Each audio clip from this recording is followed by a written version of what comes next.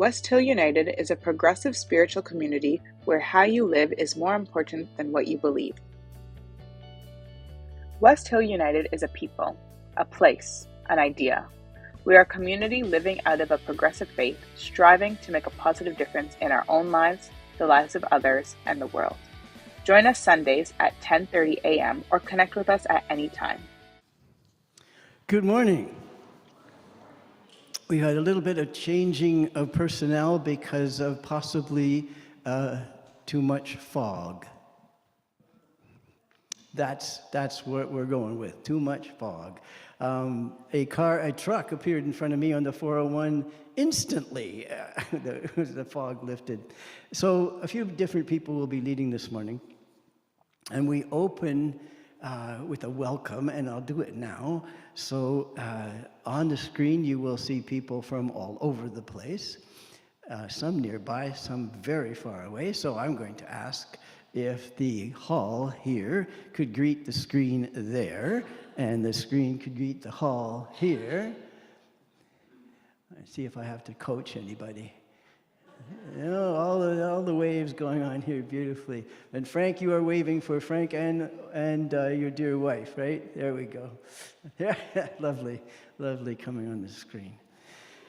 We acknowledge each time we gather here, really anytime anything's going on in this building, and many public places do this all over the world. And I'll just, I think the screen will in a minute see the banner that is at the side here for people in the hall that says, honor the treaties.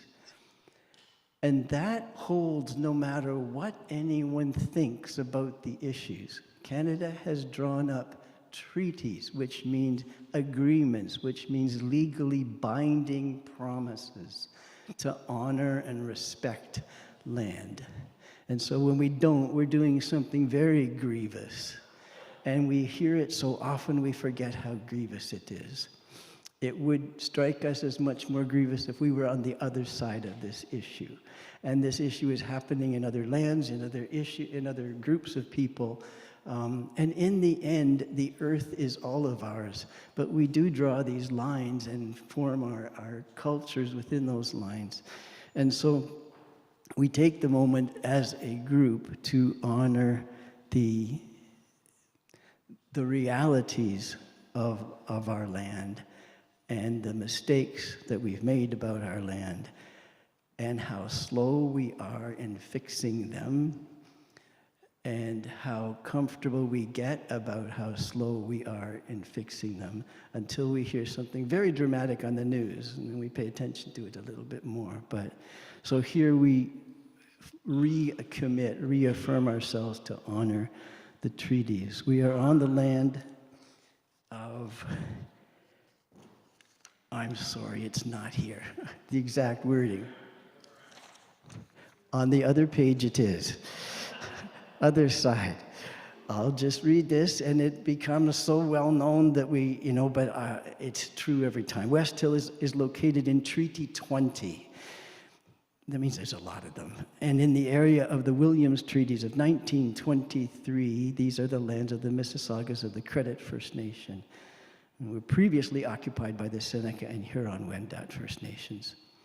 And there's over 600 First Nations in Canada, 50 distinct Indigenous languages across our country. It's important, it's timely, and it's ours to address. For those of you that aren't in Canada, aren't Canadians, we invite you to look up if the same thing is happening in your country, and look up if you were the country that was doing it. And so it's that responsibility for us, whether we were alive at the time or not, because we are alive now. So we do that honoring the treaties. Thanks, Scott. Our reading today is from The Sorcerer's Apprentice, written by J.W. von Goethe. I hope I'm pronouncing that right. English translation by Edwin Zeydel. That old sorcerer has vanished, and for once has gone away. Spirits called by him now banished. My commands shall soon obey. every step and saying that he used, I know, and with sprites obeying, my arts will show. Come, old broomstick, you are needed. Take these rags and wrap them round you.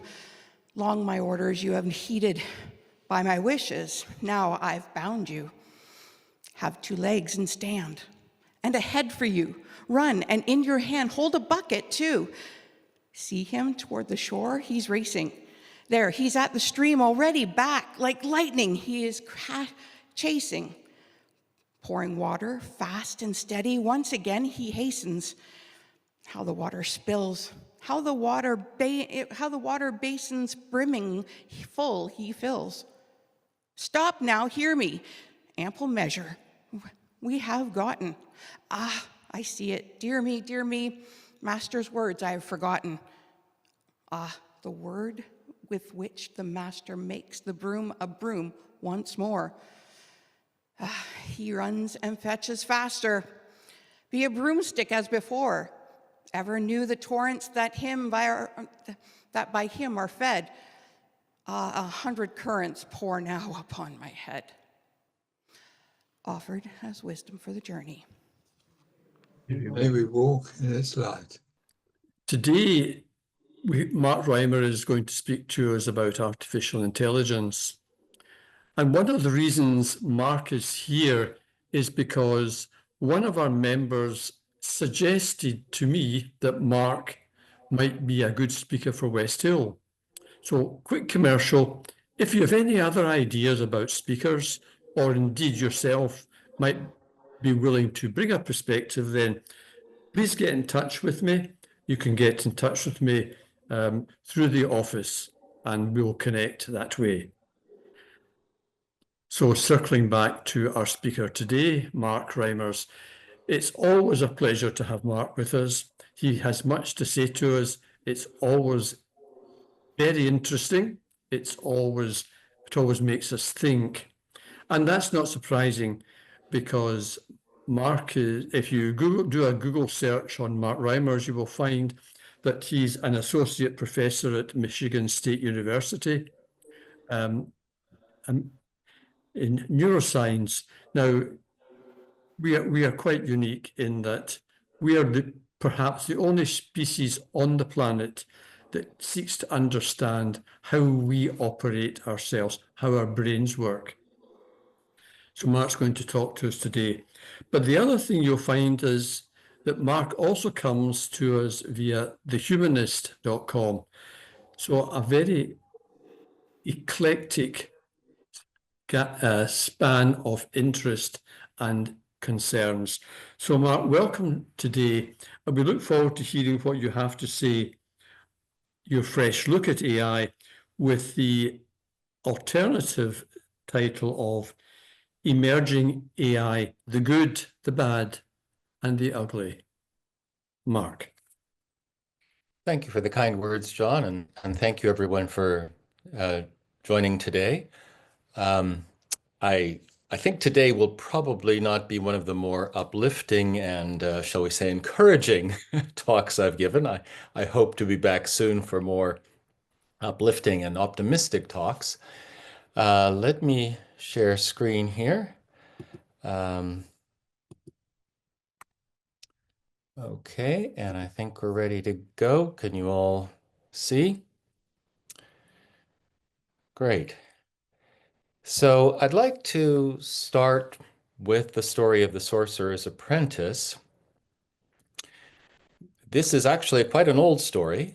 It was retold, I think, very poetically by Goethe, who we've just heard, but it originally goes back to the ancient world. The first recording we have of it's in Roman writings of the 2nd century. But it's a timeless story about human arrogance and about how we bring on ourselves many of our dooms through our eagerness, over-eagerness, and our overconfidence. So I'd like to address, straight on the question, are we doomed? Some of you who in the UK may have seen this cartoon in the Sunday Times a few weeks back. But most of us, when we think of artificial intelligence and the threats of artificial intelligence, we probably think of something like the movie 2001, A Space Odyssey, where the computer HAL takes over the spaceship and kills or tries to kill the astronauts. And the icon on the right is HAL's ubiquitous monitor watching everybody all the time. We've seen the same kind of thing again and again in movies like The Terminator, where SkyNet, the ubiquitous computer presence, is always watching and trying to take and has taken over the world. And you heard recently, last fall, from Chris DiCarlo about that possibility of an artificial general intelligence emerging and having its own agenda. So I'm actually going to take a different point of view. I really don't think SkyNet or HAL is what we have to worry about. I think we're much more likely to be tripped up by the use of artificial intelligence as our apprentices, but not necessarily for the best. But I want to give you what I think of as an overview of how artificial intelligence might change our lives in the next 5 years.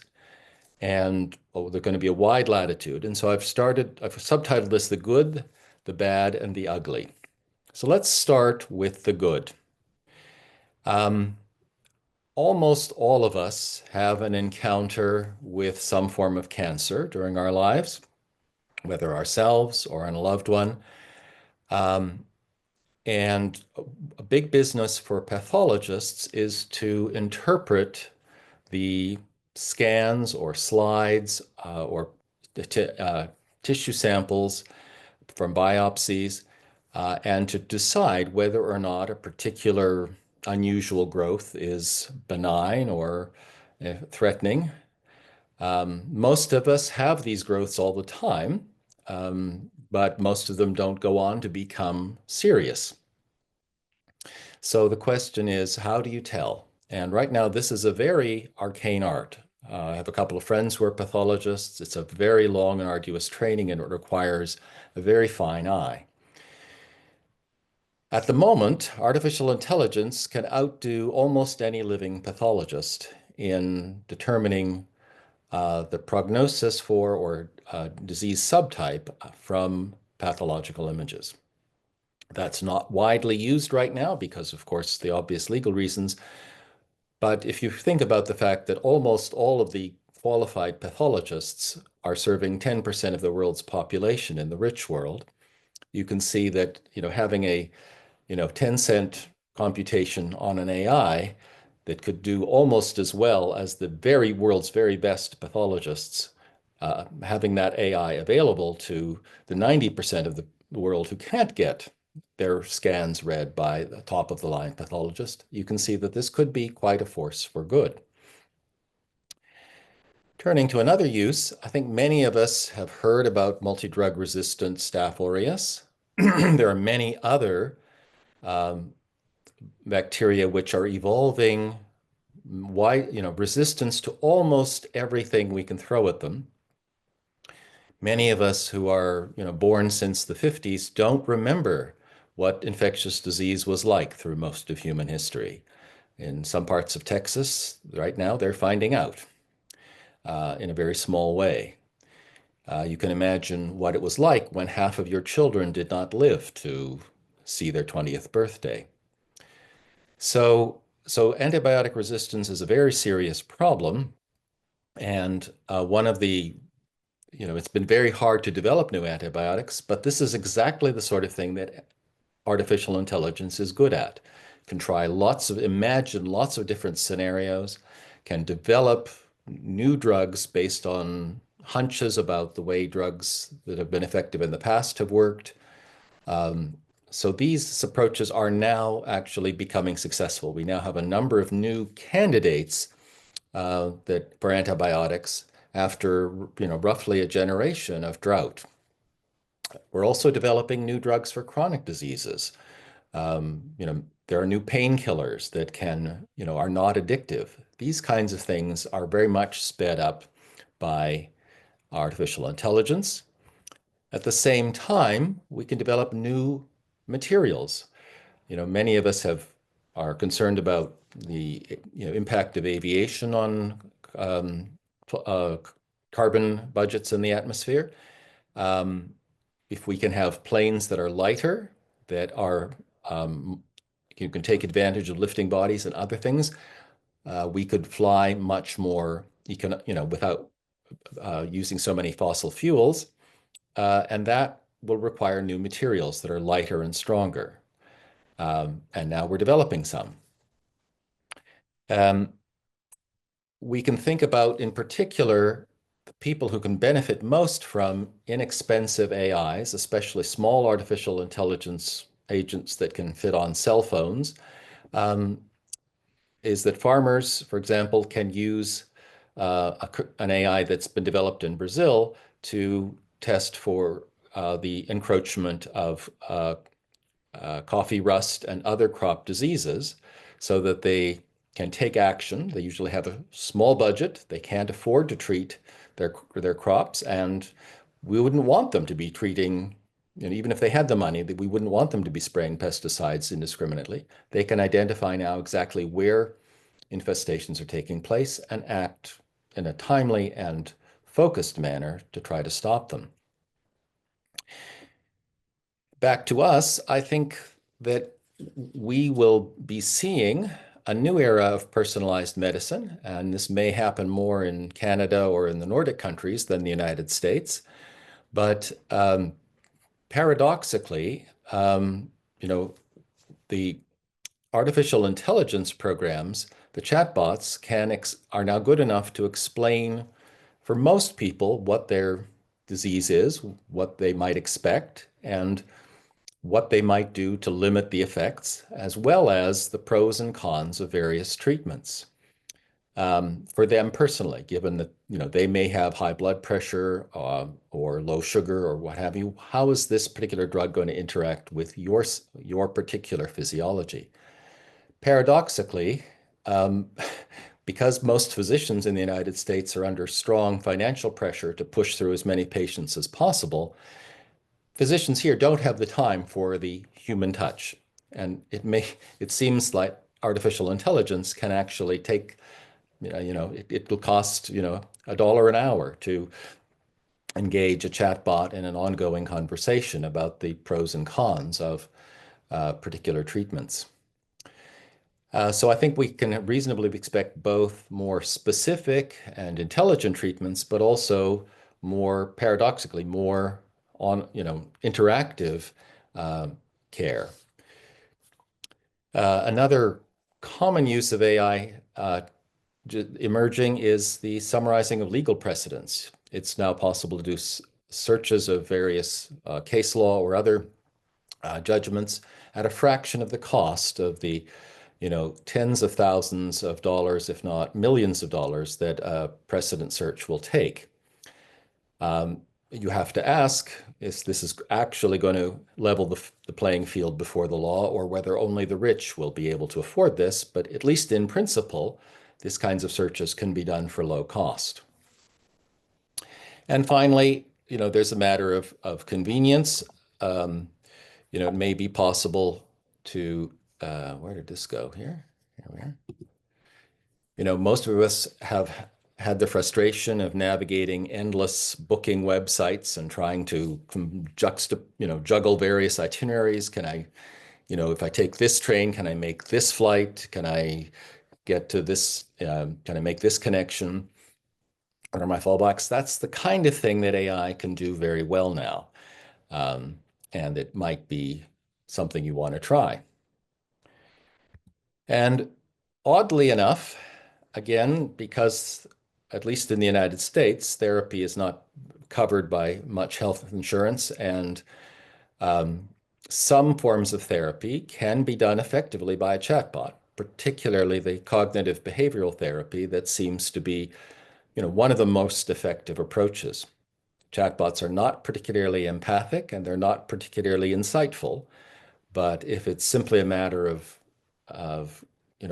addressing and trying to encourage reflection on the kinds of ideas you have about you're doing things, it seems like a chatbot can do that quite well. And the early results field testing seems to suggest that it works almost as well in some cases as a real therapist, not always. So here I've talked about some of the good things that I think AI can do for us over the next 10 years. I'd like to turn now to, well, the other side, and you will see that in many cases, the flip side is the mirror image of the good. But let's start with the question I think on many people's minds. Will we have jobs? And will it matter? So this is a scenario that I think many people are concerned about, is that AI can take over your jobs. And how realistic is that? So, of course, we imagine when we think of AI, we often think of robots, but actually robotics is quite a bit further behind sort of what we might call symbol manipulation, ability to deal with text. That's where AI has made dramatic progress in the last 5 years. But in terms of actually manipulating the physical world, not so much. So whose skills are really going to be replaceable? I'm beginning to wonder, I work with symbols all the time, and I'm beginning to wonder if I'm more replaceable than, let's say, a nurse. Because, no robot is anywhere close to doing the kind of thing that this nurse is doing, both empathetic and, physical manipulation of delicate human bodies. So I think it's more, actually, strangely enough, the white collar work that is under more threat from AI. And we have to ask, how the world will look in 50 years. If AI really can do most of the middle management jobs and maybe many of the cognitively, moderate jobs that many people do, will we all benefit equally? Well, it's historically been the case with any new technology that those who are powerful already have the leverage to take advantage of the new technology. If, there have been many prophecies of a golden age based on any particular technology, whether it's the steam engine or electricity or what have you, and always somehow the people who've already had the power have taken advantage of it to leverage, to get most of the income from the new technology. So this is, I think, a serious issue. And I do want to finally close or talk about things that are beyond bad, things that are really ugly. And I think these are all things that you will see in the next year or so. So I think the first thing that many of us who are maybe have children or grandchildren should be aware of is that a modern artificial intelligence can make an absolutely convincing clone of your child's voice or your grandchild's voice. And many people have been victimized by scams where somebody calls, they get a phone call and it sounds exactly like their child. They're somewhere in Turkey and they've been arrested and they need $10,000 to get out of jail. And of course the scammers know that your child is traveling because they're watching you on social media. So this has happened many times already and is likely to increase dramatically in the next 5 years. You will get calls from your bank manager. You'll get calls from your spouse. And a chatbot can generate almost convincing words for the AI, the voice clone AI, to speak. And that's what's very, very scary. I suppose another thing that is not so much on people's minds, but is very big in some parts of the world, is a substitute romantic relationships. So there are now something like 5 million women who are in long-term relationships with an artificial intelligence boyfriend. And they say, well, he never makes a mess. Well, that's true. And he doesn't snore. All of this is true. Um, of course, it cuts both ways.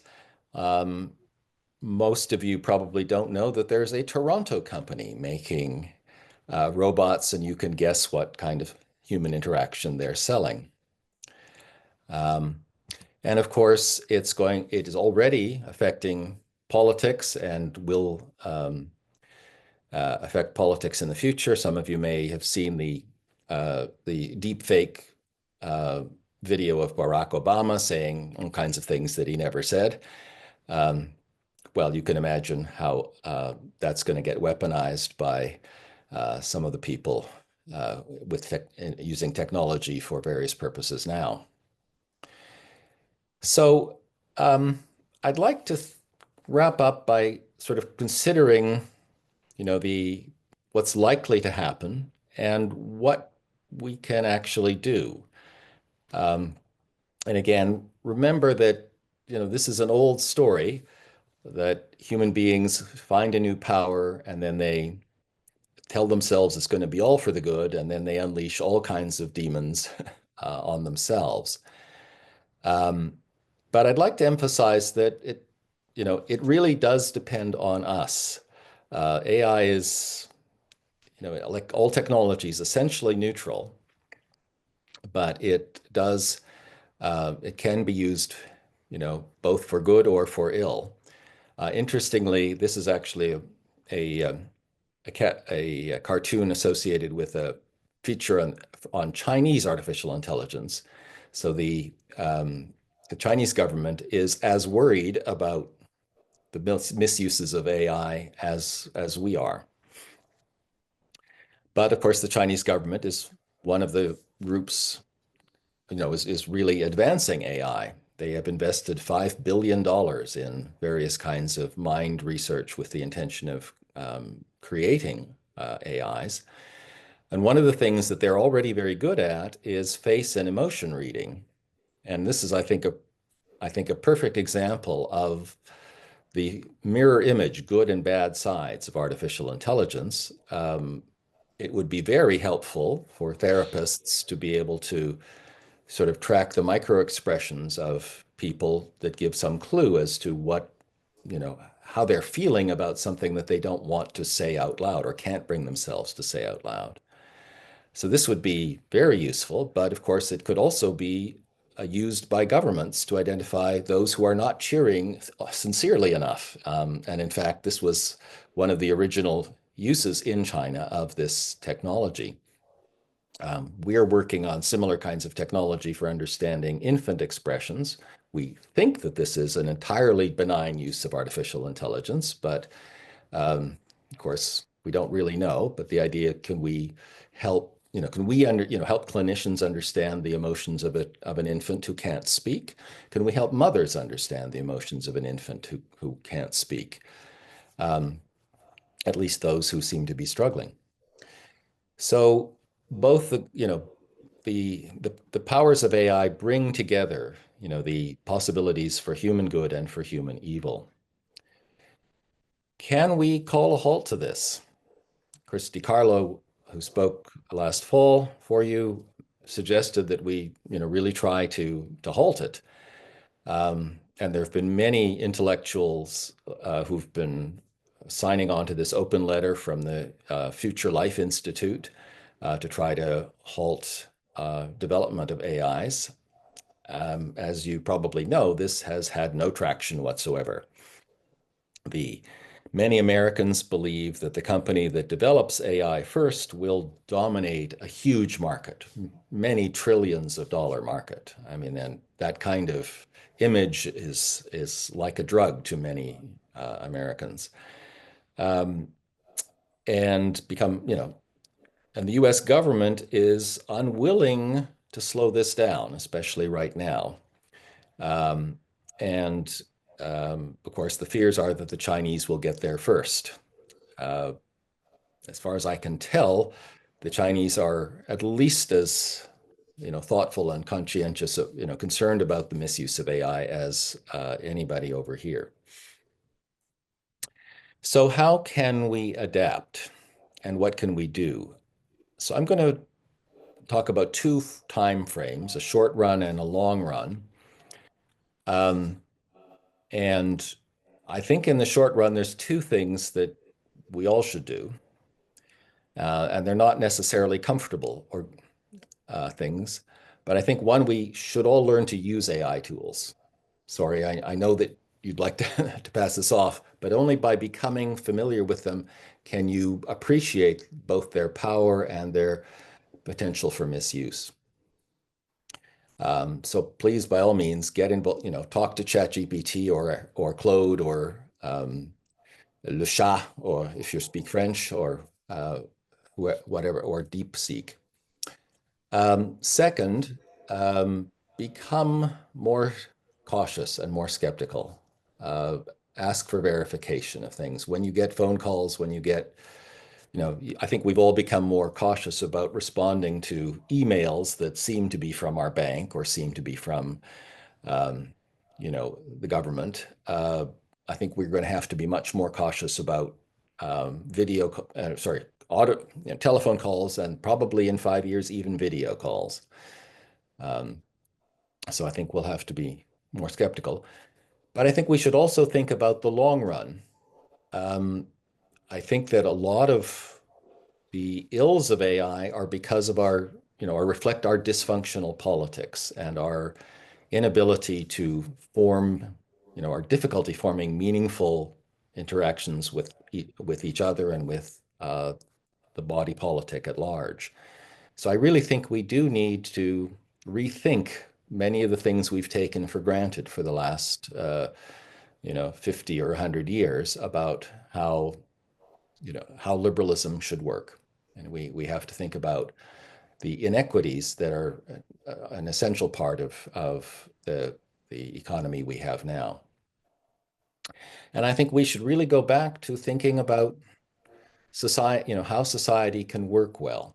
Modern liberal theory doesn't sort of think about human interaction and the organic structure of society, the feelings that motivate people to give of themselves for the common good. Some of these thinkers in the West or the East did, and I think it's worth going back to their concerns. Of course, they had no idea about our technology, but I think we're asking questions that were fundamentally deeply religious questions, or deeply spiritual questions, I should say, about how do you bring, people's feelings to a healthy development and to an ability to care for and support others. So with that, I think I'll stop, and happy to take questions or arguments as you wish. Become a sustaining champion of West Hill United's work by committing to an automatic monthly donation. Learn more or donate now through Canada Helps.